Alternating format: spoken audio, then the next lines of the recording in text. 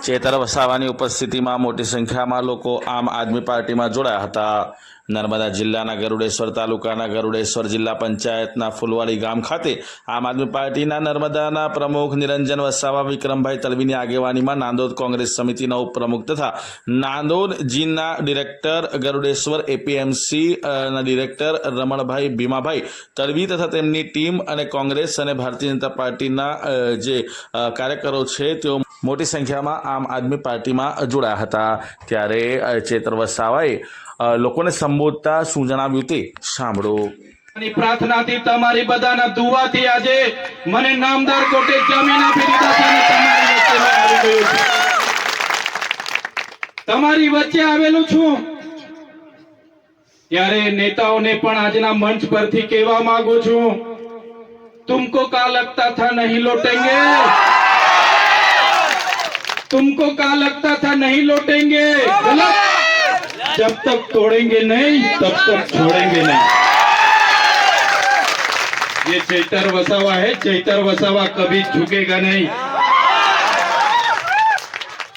મને કેટલાય લોકો મળ્યા, મોટા મોટા લોકો। હું જ્યારે 3 દિવસની પેરલમાં આવ્યો, ગાંધીનગર ગયો, કીધું કે હમણાં મંત્રીમંડળનું વિસ્તરણ થવાનું છે, તમે પણ જોડાઈ જાઓ અમારી સાથે, હમણાં તમને મંત્રી બનાવી દઈએ।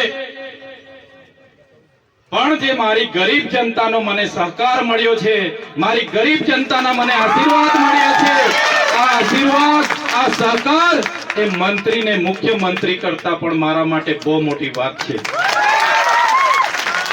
હું મંત્રી બની જાઉં, મુખ્યમંત્રી બની જાઉં, કરોડો અબજો રૂપિયા વસાવી લે, મિલકતો પ્રોપર્ટીઓ કરી લે, પણ મારી જનતાના પ્રેમ સામે કરોડો રૂપિયાની કોઈ કિંમત નથી।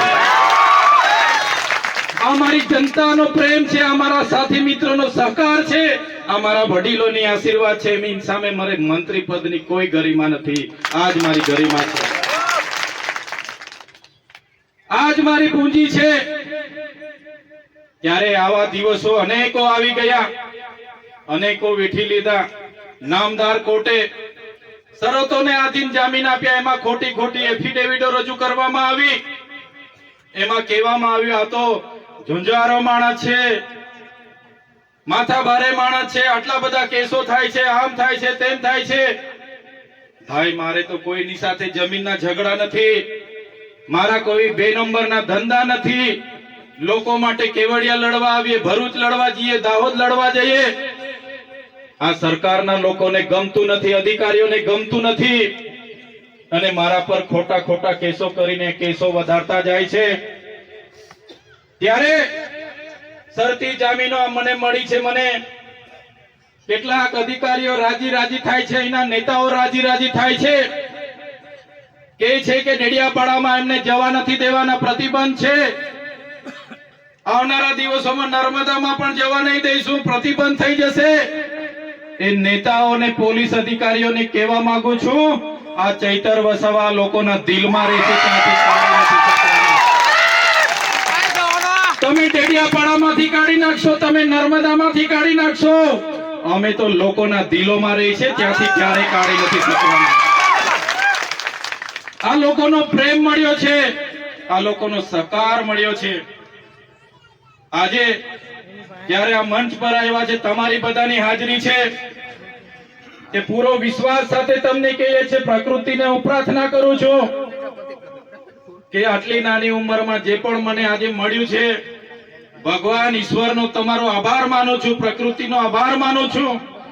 મારી ગરીબ જનતા, મારી આદિવાસી જનતા, દલિત જનતા, મારી મહિલાઓ, બહેનો, વડીલોએ મારા પર જે વિશ્વાસ મૂક્યો છે, જે ભરોસો મૂક્યો છે, એના પર ખરા ઉતરવા માટેની પ્રકૃતિ મને શક્તિ આપજો, શક્તિ આપજો મને। જ્યાં પણ અમારી બહેનો સાથે અન્યાય થશે, જ્યાં પણ મારા ભાઈઓ સાથે અન્યાય થશે, ત્યાં જઈને ઉભા રહેવાની મને શક્તિ આપજો, ને એમને ન્યાય આપવા માટેની મને શક્તિ આપજો। ત્યારે સાથીઓ, હું તો નાનો માણસ છું, તમે જોયું હશે, એક નાનો કેસ થયો, નાનો કેસ થયો એટલે ટેબલ પર જામીન થઈ જાય, મામલતદારમાં જામીન મળી જાય। આ લોકોએ કેવું કાવતરું કર્યું, કેવું આયોજન કર્યું, અને મને 80 દિવસથી વધારે સમય મને જેલમાં રાખ્યો. મિત્રો, હું નાનો માણસ છું. આટલી મોટી સરકાર, એમના મોટા મોટા નેતાઓ, એમની આખી પોલીસ ફોજ, એમની આખી આર્મી એસઆરપી ની ફોજ, હું એકલો લડી નહીં શકું. પણ તમારો સહકાર મને મળતો રહેશે. એ જ મારી તાકાત, એ જ મારી મહેનત. તમારો સહકાર એ જ મારો મનોબળ છે. એટલા માટે જ હું આટલા મોટા તંત્ર સામે લડી શકું છું.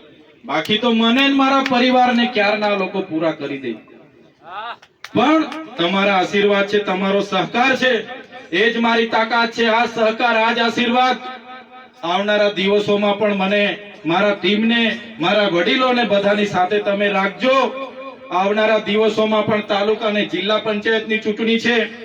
આજે હું એકલો છું, પહોંચી નથી વળતો. ત્યારે મારા યુવાનોને, મારા વડીલોને, મારી મતબેનોને પણ તમને કેમ છું, તમે હવે તૈયાર